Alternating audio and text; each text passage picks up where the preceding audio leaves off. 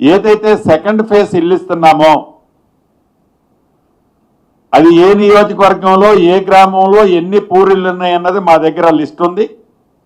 ఆ లిస్టు ప్రకారం ఈ 14,800 ±1 to 5-10 హౌజెస్ ఏవైతే ఉన్నాయో ఆ పూరిళ్ళని తప్పకుండా ఈ సెకండ్ ఫేజ్లో ఇందిరమ్మ ఇల్లు ఇచ్చి వాటిని ఇల్లు కట్టాలన్నది కూడా క్యాబినెట్లో గౌరవ ముఖ్యమంత్రి గారి అధ్యక్షతన జరిగిన ఈ సమావేశంలో సహచర మంత్రులు ముఖ్యమంత్రి గారు కూడా సూచనలు ఇవ్వటం జరిగింది.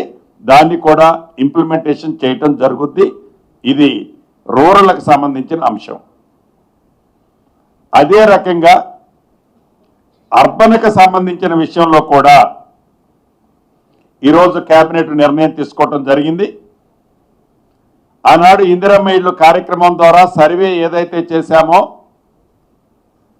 ఈ సర్వేలో అప్లై చేసిన వాళ్ళు నియర్లీ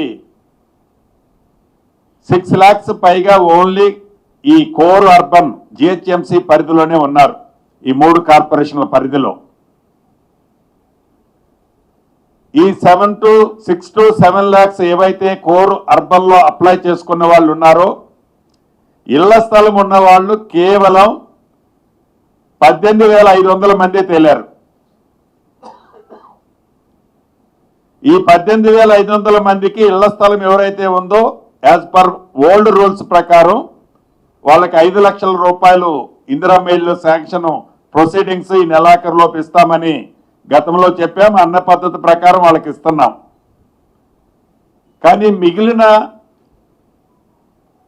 6 లక్షల మంది అప్లై చేసుకుంటే ఎలిజిబుల్ ఉన్న వాళ్ళు మోర్ దాన్ 3 lakhs 3.5 lakhs ఉంటారు. ఇంకా వాళ్ళ విషయంలో కూడా ఈరోజు కేబినెట్లో నిర్ణయం తీసుకోవటం జరిగింది. మొదటి విడత అంటే ఈ 3 కార్పొరేషన్ పరిధిలోని 24 నియోజకవర్గాల్లో ప్రతి నియోజకవర్గాన్ని ఒక యూనిట్గా ట్రీట్ చేసి ప్రతి నియోజకవర్గ పరిధిలోనే నిరుపేదలు మధ్యతరగతి కుటుంబాలు ఎవరైతే ఉన్నారో 2 సెక్టర్లుగా డివైడ్ చేసి నిరుపేదలు మధ్యతరగతి కుటుంబంలో వారికి ప్రభుత్వ స్థలాలలో ఇల్లు కట్టించి ఇవ్వాలి అని 1,00,000 ఇళ్ళు మొదటి విడత కట్టించి ఇవ్వాలన్నది ఈరోజు కేబినెట్లో నిర్ణయం తీసుకోవడం జరిగింది. ఏదైతే ఈ నిరుపేదలు ఉన్నారో ఈ నిరుపేదలకి రూరల్లో ఇచ్చినట్టు 5 లక్షలతో పాటు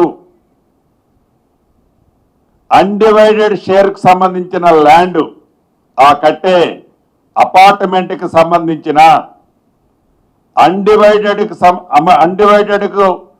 ల్యాండ్ని కూడా ఫ్రీగా ఇవ్వాలన్నది ప్రభుత్వం నిర్ణయించి ఆ ఎక్సెస్ అమౌంట్ ఎంతైతే ఉంటుందో అది 4 లక్షల 5 లక్షల క్యాలిక్యులేషన్ చేసి ఆ 400 420 ఎస్ఎఫ్టీ కట్టియాలనే ఏదైతే ఆలోచన ఉందో దాన్ని ఆ నిరుపేదలు వారి జీవనోపాధి కోసం ఎక్కడ ఏ ప్రాంతాలైతే నివసిస్తున్నారో అదే ప్రాంతాలలో వారుండే స్లమ్ ప్రాంతాల్లో వాళ్ళకి విల్లింగ్ ఉంటే ఆ స్లమ్లోనే కట్టిస్తాం. ఆ స్లమ్ ప్రాంతాల్లో కట్టించి 5 లక్షల రూపాయలతో పాటు ఆ ల్యాండ్ మీద కూడా వాళ్ళకి అన్డివైడెడ్ షేర్ కూడా రైట్లు ఇస్తాం. అలా కాని ప్రాంతాలు ఏవైనా ఉంటే అది హౌసింగ్ బోర్డుది కానీ వివిధ శాఖలకు సంబంధించిన భూమి నివాసానికి యోగ్యమైన భూమి ఏదైతే ఉందో దాన్ని ఐడెంటిఫై ఇప్పటికే కొన్ని పాకెట్లు చేశాం. ప్రతి నియోజకవర్గాన్ని ఒక యూనిట్గా ఆ ఐడెంటిఫై చేసిన పాకెట్లలో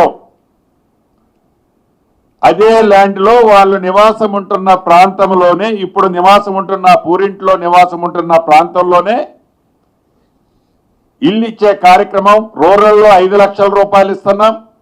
అర్బన్లో 5 లక్షల రూపాయలతో పాటుగా అన్డివైడెడ్ షేర్ ల్యాండ్ని కూడా ఇవ్వాలన్నది ఈరోజు కేబినెట్ నిర్ణయించి దాని విధి విధానాలు ఆ బెనిఫిషరీని ఎలా సెలెక్ట్ చేయాలి, ఎంత అమౌంట్ మ్యాచింగ్ ఎవరైతే బెనిఫిషరీ ఉంటాడో వారికి ఇవ్వాలి అనేది ఈ LIG స్కీమ్ లో నిర్ణయించడం జరిగింది.